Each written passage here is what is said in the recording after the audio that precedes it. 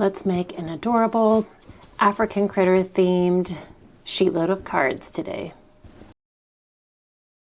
Hey, it's Beth. Welcome. I know a lot of you enjoyed my Hot Mess Express sheetload from March of 2025 video, which was last weekend. It's because it was funny and I was able to laugh at myself, and it was relatable because we all have hot mess crafting episodes, but I felt bad that I didn't get to do the March 2025 sheetload justice, so I am going to redo take 2. This time I'm using 6x6 paper. This is the African Critters pad from Not Too Shabby, and I'm going to use the March 2025 sheetload, and we are going to make a set of 8 cards. I have a trimmer. I have plenty of adhesive, and if you missed my Hot Mess Express video, it will be linked at the end and in the description box below so that you can check that out and have a good laugh along with me. So anyway, let's get into the redo. All right, I have chosen my 4 patterned papers. I chose 2 like animal patterned and then 2 that were just more of a floral, so that they could kind of complement each other instead of being, overwhelmingly all animals or all florals. So I chose those, and I'm just using Alicia's cutting guide to cut these down to the appropriate sizes. If you are new and you don't know anything about Sheetload, Call Me Crafty Owl puts together a monthly cutting guide, supply list, and card sketch that you can use to make a batch of cards fairly quickly. And if you've missed if this is your first time, watching me or learning about Sheetload, I will go ahead and link the video again from Alicia where she talks about how you can get to the Sheetload, and then I'll also link the playlist for all of the other creative team members, and you can see how they did it.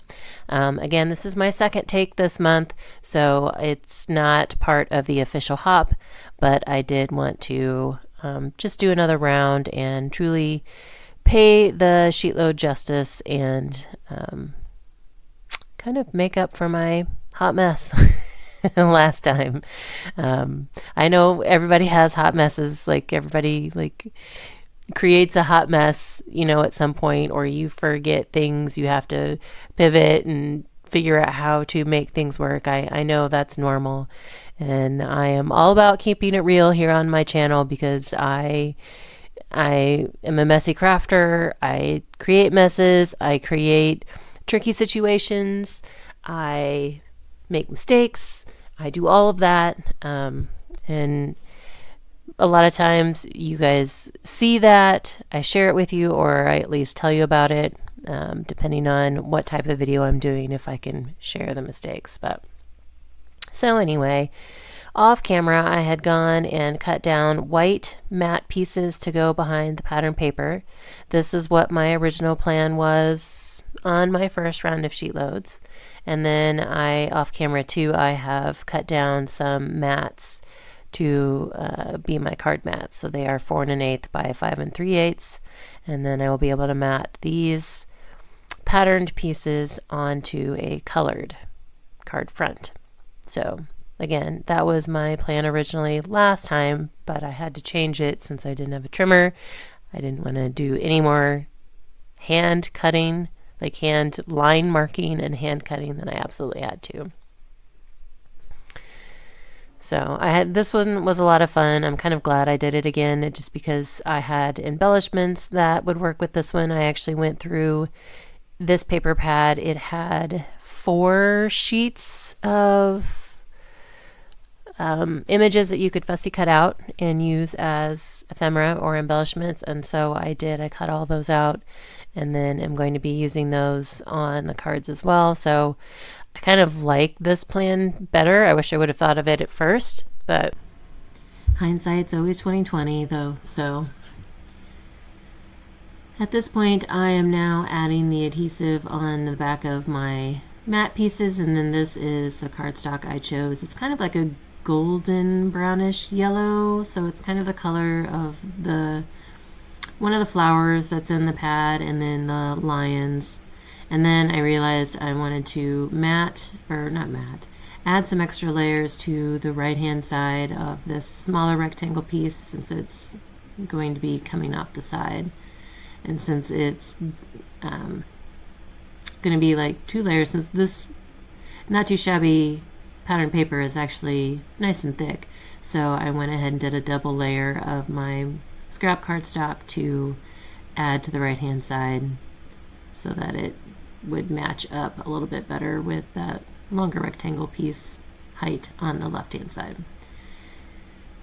I'm going to put these down on this one, thinking that I have it on the correct side. I even looked.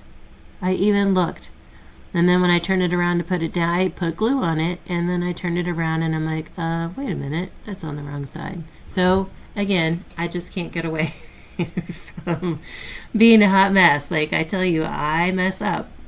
I'm a real crafter, making real projects and real mistakes and real fixes. So you do see how to fix things on my channel. If you make mistakes or you get stuck, I am the one who apparently is good about showing you how to work around it.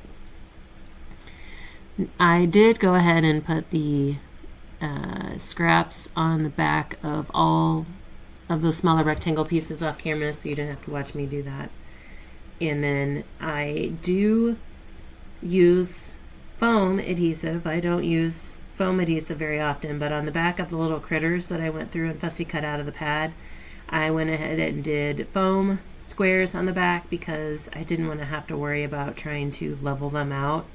And so I thought I'd just use foam, which it ended up being more dimensional than I would have liked, but it's okay. I think they're really cute. So I am able to live with that. But it was therapeutic. It was definitely much more relaxing than the one I did last weekend.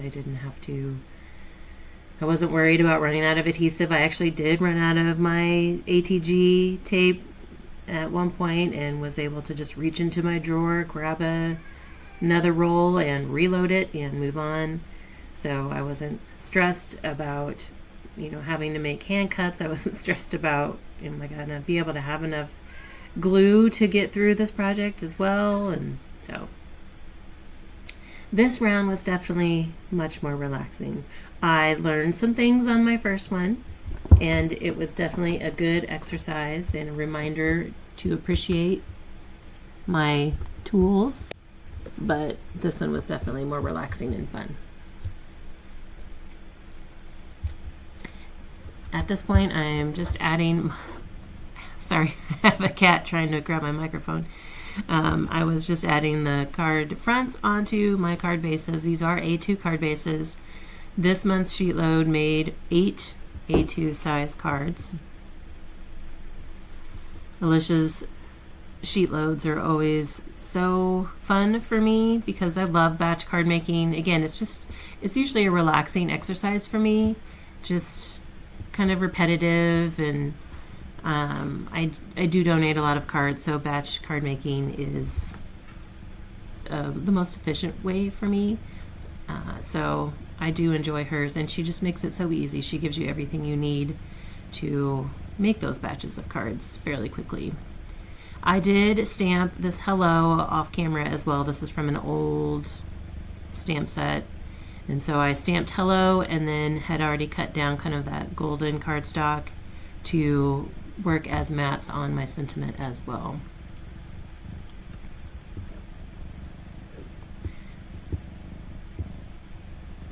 I don't know if you can hear that purring. I have a happy kitty in front of me, joyfully trying to steal my microphone cord.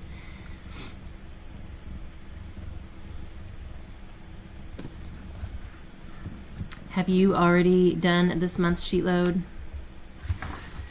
If so, let me know. I know, Alicia releases it on the 1st, and then the creative team releases their takes, their inspiration for it on the 2nd. And I know there's so many of you that as soon as Alicia releases it, you download it and you get to work on it. So I think that's really cool. Here are the little critters that I cut out from the paper pad. And I'm going to do one with you on camera, and then the rest of it I'll do off camera, just because taking off the backers for all of the foam squares was tedious, and at one point I ran out of these larger foam squares, so I moved to smaller foam squares, so that took even longer. On some of the cards I put the animals, I did the sentiment on the bottom and the animal on top, but then some of them, depending on what the pattern was on the right hand side, I realized I was covering up some cute little critters, so I switched it up and did the sentiment on top and the critter on the bottom.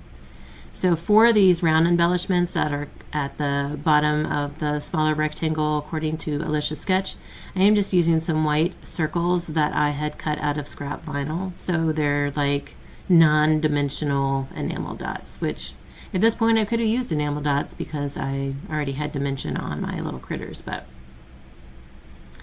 these were nearby and I liked the size and I wanted to bring out some more of the white, so I decided to go that route.